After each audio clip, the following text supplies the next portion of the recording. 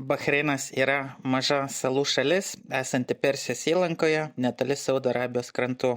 Tai yra mažiausia valstybė Arabijos pusiasalyje ir viena iš mažiausių Azijoje, plotų lenkianti tik Maldyvus bei Singapūrą. Šalis susideda iš 33 salų, pagrindinės Bahreino salos ir daugelio mažų salelių. Šalis turi karštą dykumos klimatą su švelniais žiemos mėnesiais ir labai karštomis vasaromis, kai temperatūra gali viršyti 40 laipsnių Celsijaus. Prieš atrandant naftą, Bahreinas turėjo ilgą istoriją kaip prekybos centras, o jo ekonomika daugiausia buvo pagrįsta perlų rinkimu, žvejyba, prekyba ir žemdirbystė. 1932 metais šalyje atrado naftą. Nuo to laiko nafta bei dujos sudaro didžiąją dalį BVP. Toliau seka finansinės paslaugos, gamyba, nekilnojamas turtas bei statyba. Bahreinas regione garsėja savo naktiniu gyvenimu. Absoliuti dauguma lankytojų atvyksta iš Saudo Arabijos, su kuria abi šalis jungia tiltas. Jie atvyksta ne tik pasilinksminti, bet ir verslo, asmeniniais, medicininiais reikalais. Pasauliniu mastu šalis pritraukia turistus dėl Formulės 1 Grand Prix lenktynių. Bahreinas, kaip ir įprasta regione, stipriai priklausomas nuo darbininkų iš vargingesnių Azijos šalių. Čia vietiniai sudaro apie pusę gyventojų, 30% yra indai, toliau seka Pakistano bei kitų Azijos šalių gyventojai. Vakarų pasaulio atstovai sudaro tik apie 1–2%, todėl baltą žmogų sutikti nėra taip paprasta.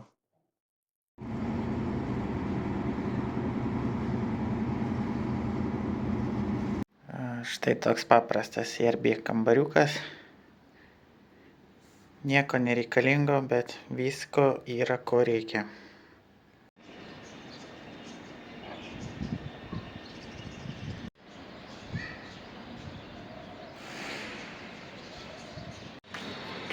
Sveiki visi.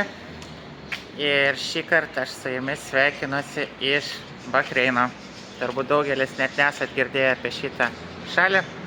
Tai yra nedidelė šalis, Arabų pusiasalė, plotas tik tai apie 800 kvadratinių kilometrų, kas būtų kaip du Vilniai. Iš valstybių panašaus dydžio yra Singapūras, o iš miestų, tarkim, Kijevas yra panašaus dydžio kaip šitas Bahreinas. Ir gyventojų jame apie 1,5 milijono. Einam dabar papusryčiausime. Radau šitą kavinę, pakankamai gerai vertinta, tai pažiūrėsim, ką jie turi. Pirmi pusryčiai Bahreine, indiškas maistas, matom donelę, ryžiai, kažkas iš mėsos turi būti va čia ir padažiukai, ragausim. Vasario pradžia, o temperatūra Bahreine dabar dieną apie 22 laipsnius. Labai malonu, džemperio nereikia, nevėjuota. Grįžome į vasarą gaunasi. Šiaip pirmas įspūdis apie šalį, kad pakankamai švaru. Žmonių neatrodo, kad būtų daug, nes populiacija 1,5 milijono, o plotas visgi netoks ir mažas šalies pagal tokį kiekį žmonių. Tai nėra perpildyta.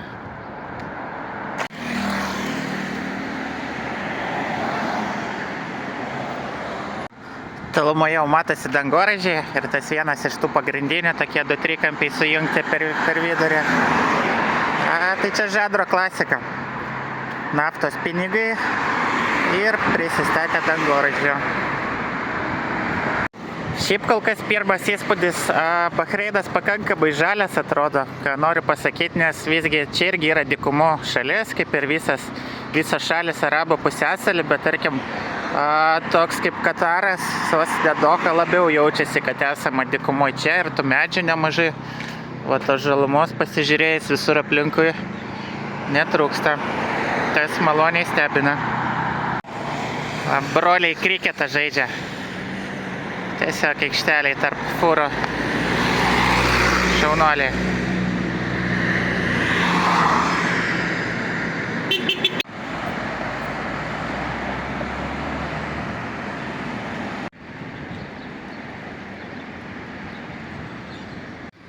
Priejau vieną, atrodo, gražų parką, bet niekaip negaliu įeiti. Suku ratus ir niekas nenori įleisti. Įleiskit, prašau. Ką mes ten turim? Nu, taip, tokia poilsio zona tiesiog.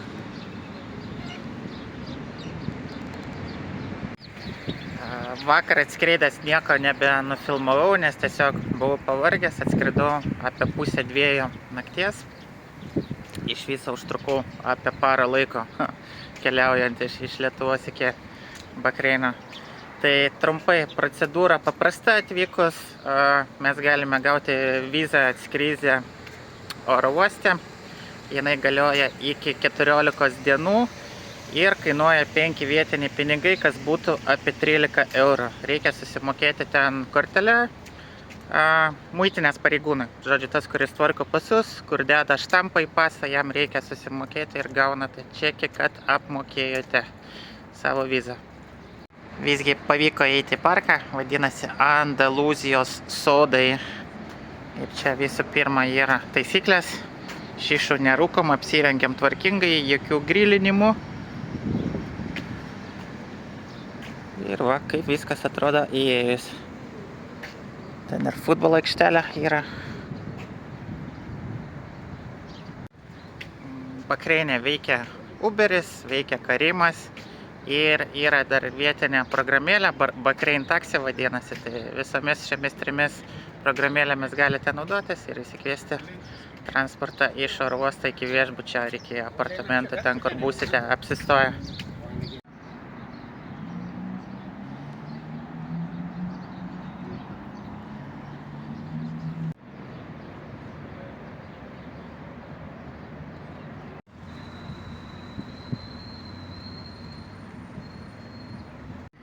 Štai taip atrodo vietiniai pinigai Bahreino dinarai. Ir šitie pinigai yra kietesni nei gali pasirodyti iš pirmo žvilgsnio. Tai yra antra pagal stiprumą valiuta pasaulyje. Pirmoje vietoje yra Kuveito dinaras, tada eina Bahreino dinaras ir trečia stipriausia valiuta dar kaimyninė, galima sakyti, šalis Omano realas. Tai šnekant apie Bahreino valiutą, vienas Bahreino dinaras yra lygus panašiai apie 2,5 euro. Todėl kainos iš pirmo žvilgsnio čia atrodo labai mažas, bet viską reikia dauginti iš 2,5, tada gaunasi kaina eurais.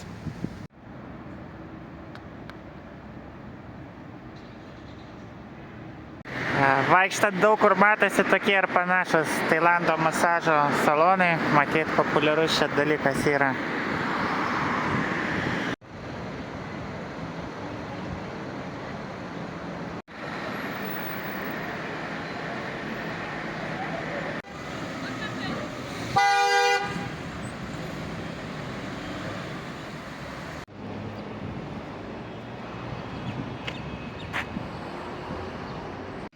Spėkit, kokią mėgstamiausią mašinų spalvą čia. Turbūt nelengva bus atspėti.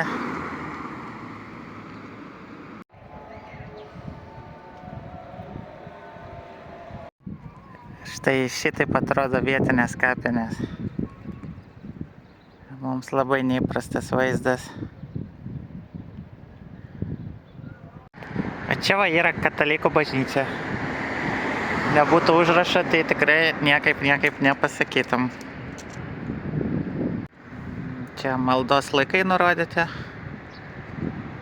Ir parašyta, kad filmuoti, fotografuoti negalima, tai gal visgi ir neįsime vidun. Bet va, esmė tokia. Čia jau patekau į rajoną į Indiją panašesnį.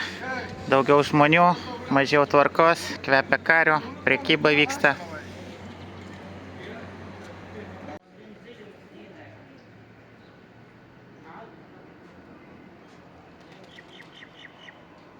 Bevaikštant akį patraukia kavinę, va čia jie pozicionuoja kažką iš savo asortimento. Taip tai būčiau ėjęs ir praėjęs, bet va užkabino.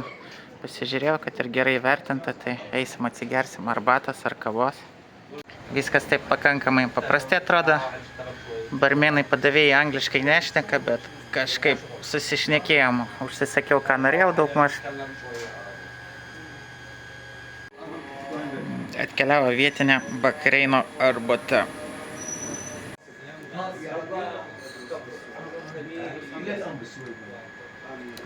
Ne tik puodukas kaip turkiškos arbatos, bet ir skonis. Praktiškai 1:1. Stipri juoda, kaip turkiška arbata, bet skani. Užsisakiau dar ir turkiškos kavos. Kažkaip vis nepavyksta prabūsti. Nors jau 3:30. Ir dovanų dar gavau tokį saldainį su datuliam. Mielą malonu, nors ir paprastą.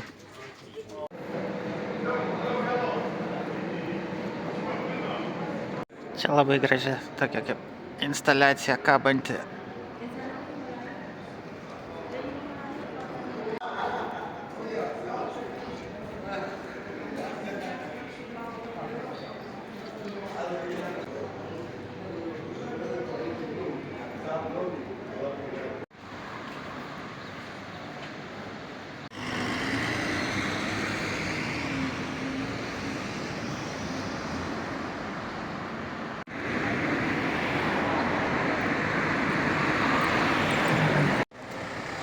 Tai panašu, kad čia buvo pagrindinis turgus mieste, bet turiu įtarimą, kad vakare sutemus vaizdas žymiai kitoks. Daugiau žmonių, daugiau veiksmo ir viskas tampa žymiai gyvybiškiau, kaip čia įprasta šituose kraštuose. Ir tikrai vakare veiksmo žymiai daugiau ir viskas atsibudo.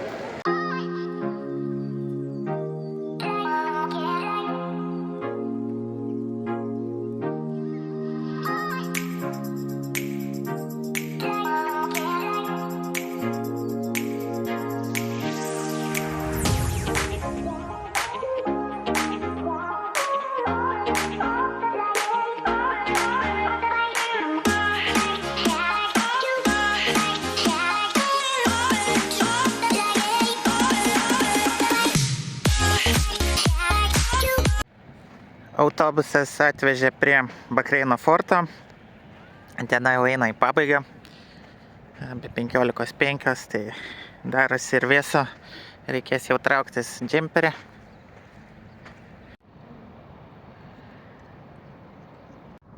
Kas nori, turi galimybę pajodinėti arkliais. Prie įmo galima trumpą istoriją pasiskaityti apie fortą ir šitą vietą. Jinai yra įtraukta į UNESCO kultūrinį paveldą. Panašu, kaip potviniai čia būna vandens. Dabar vanduo pradžiūvęs, atoslūgis.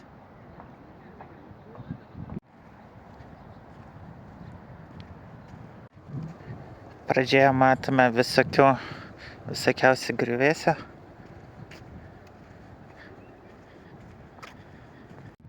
Šalia įėjimo yra ir kavinė.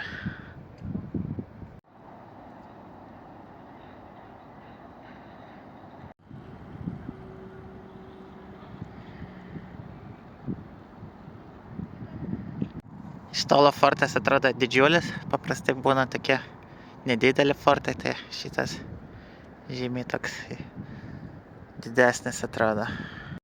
Šitas fortas dar vadinamas Portugalų fortu, nes Portugalai jį statė 16 amžiui mūsų eros, o visa šita vieta skaičiuoja maždaug 4000 metų.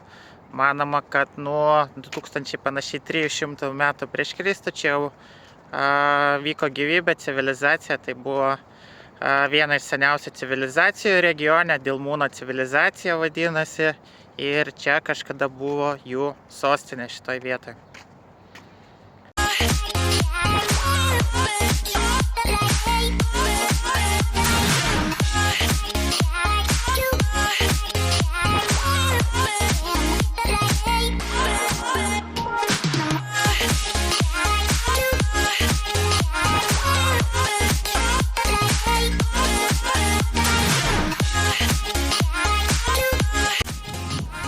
Šitoj vietoj labai gražiai žiūrisi fortas pats ir tolumoje dangoraižių panorama.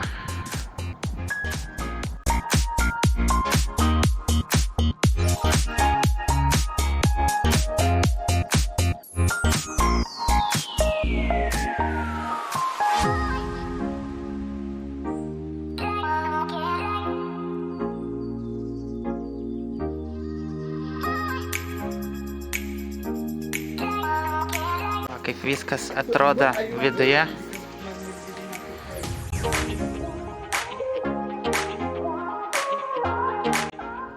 įėjimas į fortą nieko nekainuoja.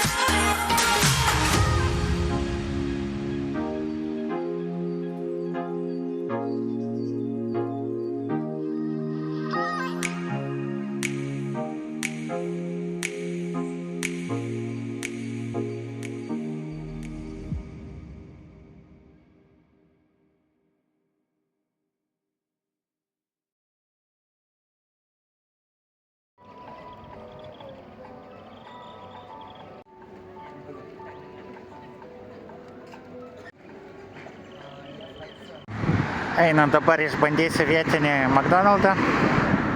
Laikas šiek tiek užkasti. Iš maisto nieko išskirtinio neradau, tai tiesiog pasiėmiau komplektą su chicken wrap'u. Ir kas šituose kraštuose įprasta yra karak čai, karak arbata, indiška ar pietų Azijos arbata, su prieskoniais, saldi, skani. Už viską vienas pinigas 700, tai kažkur būtų 4,25 € už visą šitą malonumą, kas ant padėklo yra.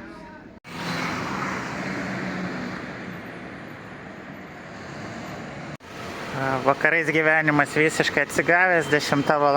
Vakaro, miestas pilnas, tiek mašinų, tiek žmonių gatvėse.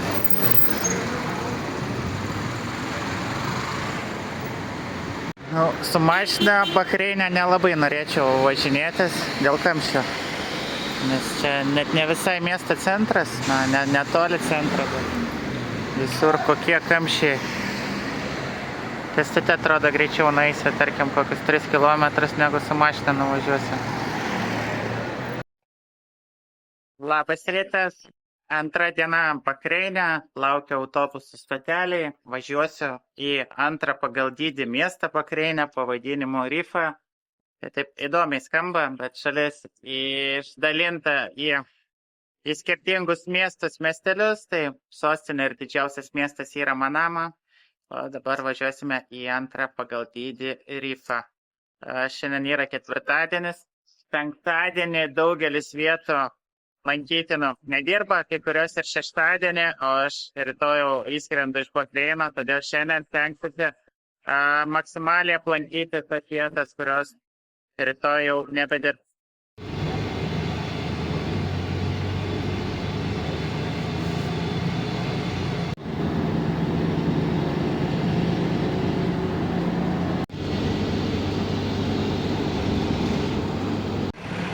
Na ką, atvykę į Rifą, čia randame karo muziejų. Va štai šitas pastatas. Ir ten šiek tiek tolumoje, kairiau, matosi ir yra Rifos fortas.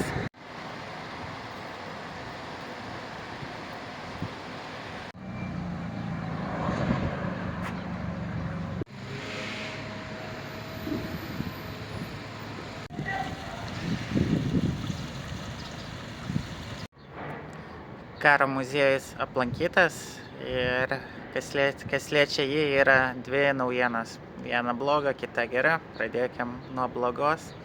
Tai ta, kad negalima fotografuoti ir filmuoti viduje. O gera naujiena yra įėjimas nemokamas ir pats muziejus tikrai vertas dėmesio. O šiaip taip norit normaliai apžiūrėti šitą muziejų reiktų turbūt apie porą valandų, ten aplamai galima daug rasti informacijos apie šalies istoriją, apie pagrindinius konfliktus, karus, visa technika karinė, pradedant lėktuvais, tankais, ginklais, uniformomis, yra informacijos apie šalies vadovus, taip pat apie žirgų rūšis, daug visko. Ir tikrai viskas labai gražu ir įdomu. Karo muziejus ir šiaip gražiai vietai randasi ant kalno, tai va, graži panorama nuo čia.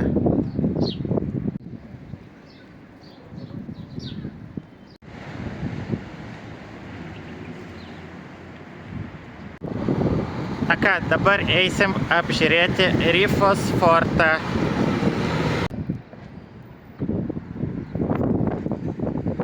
Tai čia pilnas forto pavadinimas, nors dažniausiai jis tiesiog vadinamas Rifos fortu nuo miesto.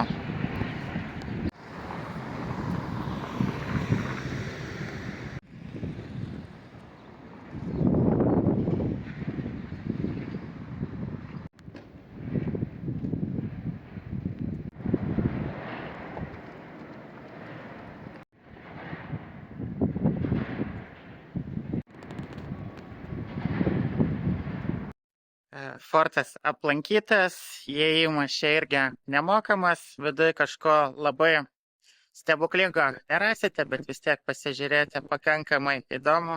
Tik tai įdomi tvarka, žodžiu, lydi apsauginis, ten tik tai vieną teritoriją galima apsižiūrėti viduje ir sakė, fotografuoti galima, bet filmuoti negalima. Ten taip įdomiai. Aišku, nieks ten nieko netikrina. Filmavai ir fotografavai, ką darai. Taip va.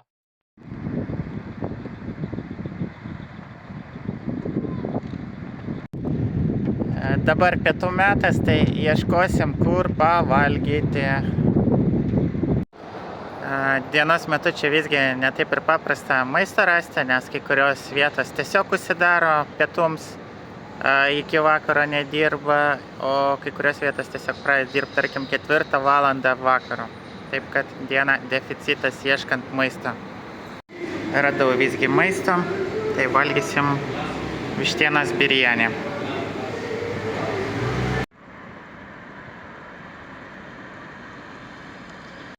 Prieiname pagrindinę mečetę visoje šalyje, dar vadinama Grand Mosque. Šiandien toks apsiniaukęs oras, visur kaip smogas, kaip rūkas. Čia turbūt nuo dykumos dulkių, dažnas atvejis šituose kraštuose. Matomumas, žodžiu, nekoks.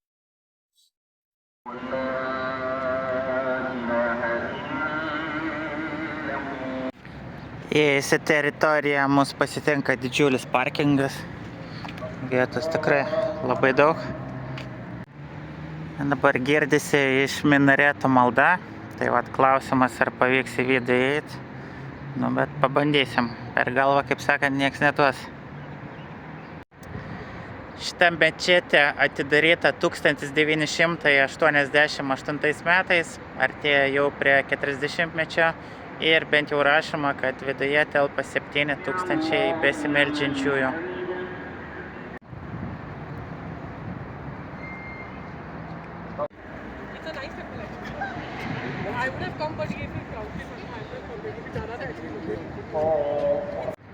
Šalia mečetės matosi ir Islamo kultūros centras. Ten, kiek teko domėtis, yra ir biblioteka viduje.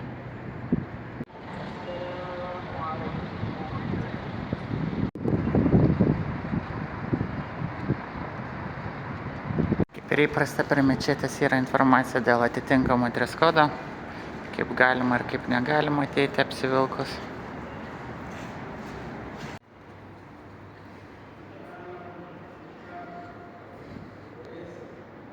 Čia pagrindinis įėjimas, durų aukštis 6 metrai ir sakė sveria 1,5 tonos. Tai gidas vietoj papasako, kad tais laikais, kai statė mečetę, tais laikais kainavo $20 milijonų. Tai marmuras, sakė, vežtas iš Italijos. Viskas, kas iš medžio, tai iš Indijos.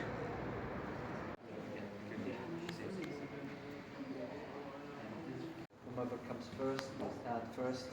No VIP treatment in the mosque.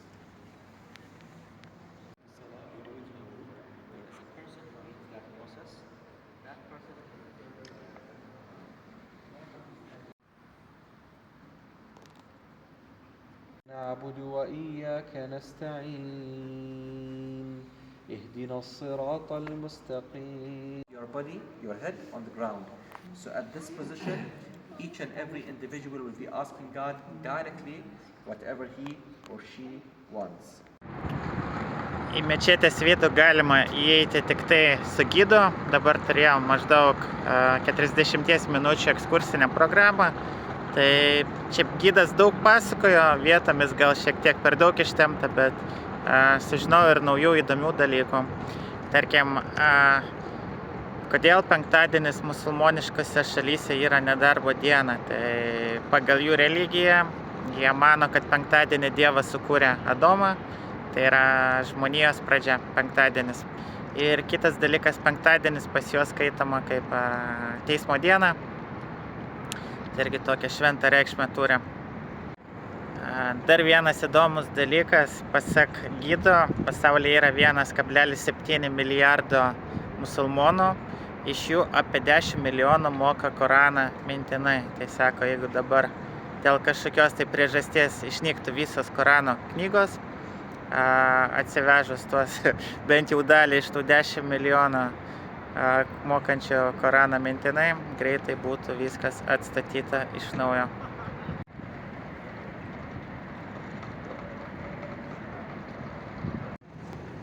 Gidas irgi sakė, moka Koraną mintinai, paklausęs, kiek laiko užtruko išmokti, tai pasiekė, kad nebuvo labai gabus mokinys, bet pradėjo maždaug 7 metų ir 21 jau mokėjo Koraną mintinai.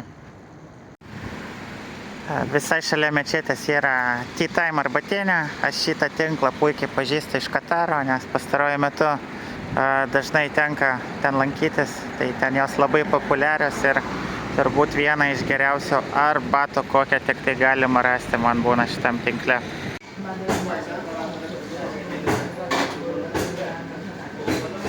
Thank you.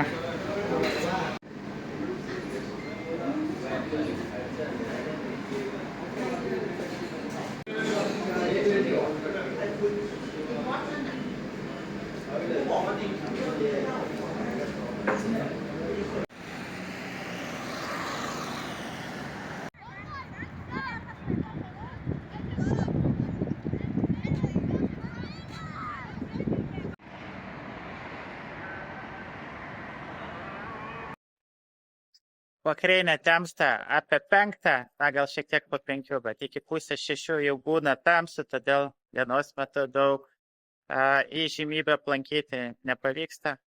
Kažką tenka tada jau strateguoti, kas geriau būtų jau nusileidus saulei. Ir štai mes atvykom prie Nacionalinio Bahreino muziejaus.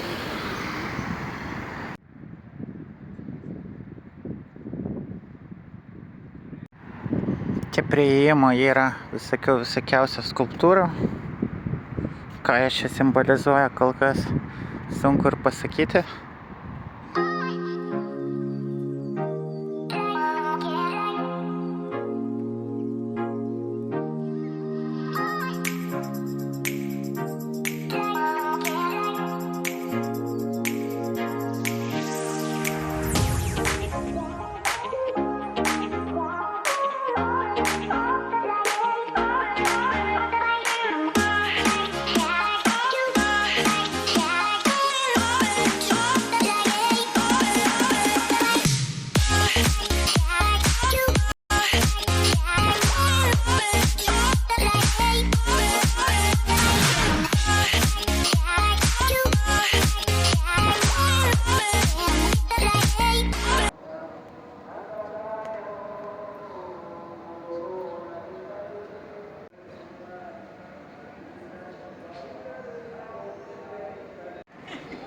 Štai tokia mečetė persiško stiliaus.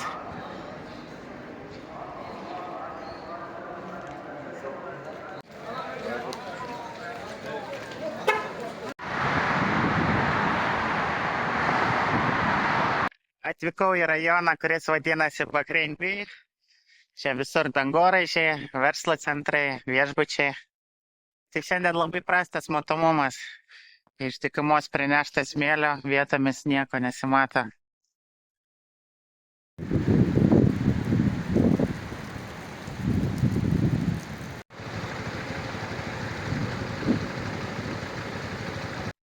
Bahreinas turi tokį įdomų išlenktą dangoraižį. Ir panašu, kad ir prekybos centras viduje yra. Panašu, galima sakyti, Dubajai, kiek mačiau, Maskvoje yra panašus dangoraižis. Šitas turbūt yra įdomiausias dangoraižis Bahreine, tiksliau. 2 dangoraižiai, bokštai dviniai. Ir čia yra pasaulio prekybos centrai. Vėjas labai didelis šiandien.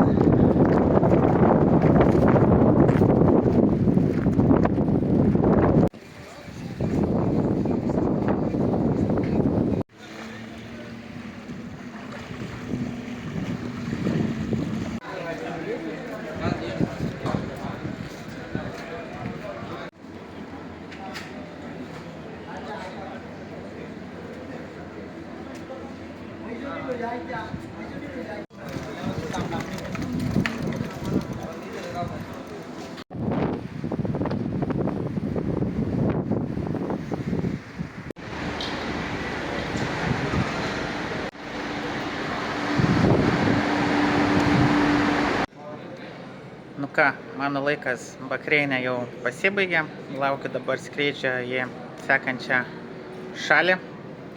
Šiaip čia iš viso praleidau 3 dienas, sakyčiau, 2 pilnų dienų tikrai užtektų.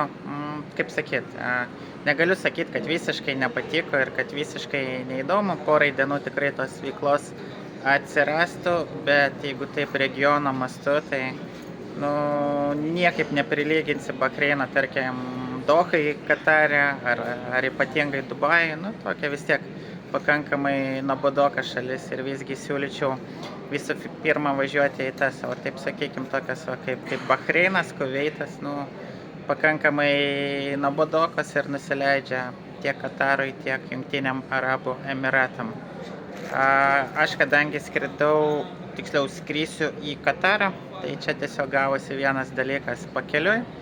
Kitas dalykas, turiu tikslą aplankyti kiekvieną šalį Eurazijoje. Tai vien dėl to sustojau čia apsižiūrėti, kaip viskas atrodo. Iki tikslo beje liko 23 šalis šiuo metu.